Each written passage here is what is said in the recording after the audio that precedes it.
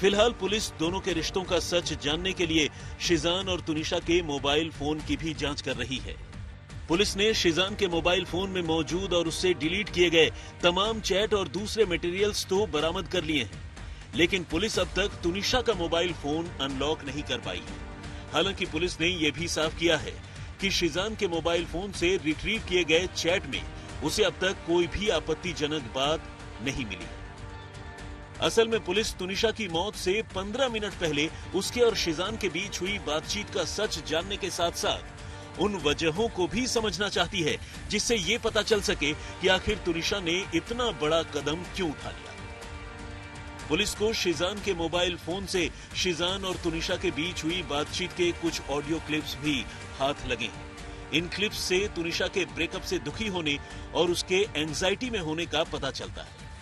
Police Tunisha की anxiety issue पर उसके घर वालों और खासकर तुनिशा की मां से भी पूछताछ करना चाहती है। तुनिशा का मंगलवार को ही अंतिम संस्कार किया गया है। ऐसे में पुलिस को उसकी मां के थोड़ा सामान्य होने का इंतजार है। असल में तुनिशा की खुदकुशी के बाद लोगों को उसके एंजाइटी इश्यूज के बारे में पता चला और साथ ही ये भी पता चला कि उसे अलग अलग मौकों पर अलग अलग वजहों से एंजाइटी अटैक्स पड़ते थे। करीब 15 दिन पहले शिजान के ब्रेकअप कर लेने के बाद भी तुनिशा को ऐसा ही एक एंजाइटी अटैक आया था, जिसके बाद उसे अस्पताल में भर्ती होना पड़ा। यहाँ अस्पताल में ही तुनिशा ने अपने मामा को शिजान के उससे ब्रेकअप कर लेने के बारे में बताया था। फिलहाल पुलिस तुनिशा की एंजाइटी इशू की गंभीरता को समझने की कोशिश कर रही है।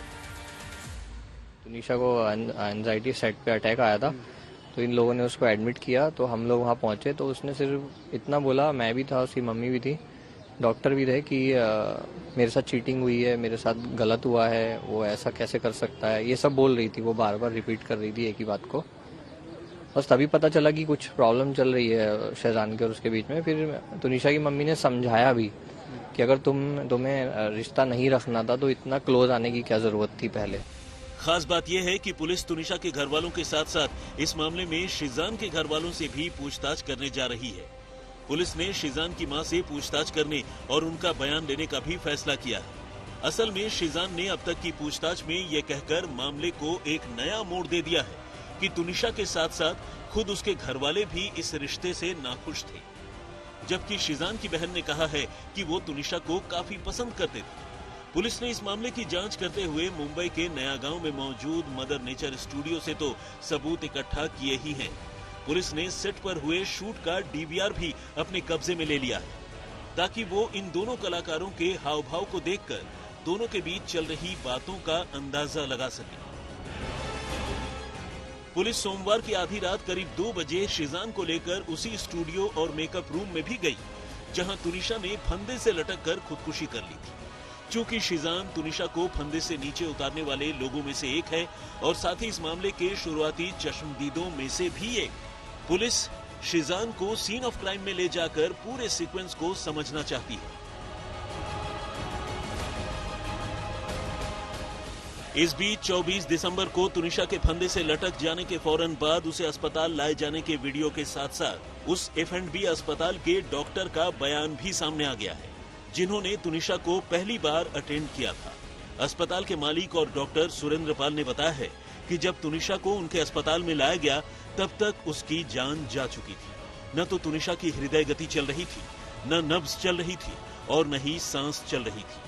ऐसे में उन्होंने पहले तुनिशा का ECG किया ताकि ये कंफर्म हो सके कि वाकई मरीज की जान जा चुकी है या फिर वो जिंदा है। लेकिन जब ECG की रिपोर्ट भी नेगेटिव आ गई तो उन्होंने तुनिशा के साथ अस्पताल पहुंचे उसके सहकर्मियों को तुनिशा की मौत के बारे में खबर दी। साथ ही अस्पताल की ओर से लोकल पुलिस को तुनिशा की मौत के बारे में बताया गया। उनके सेट के जो कलीग्स थे उनके वो लेकर आए थे उनको उठा करके।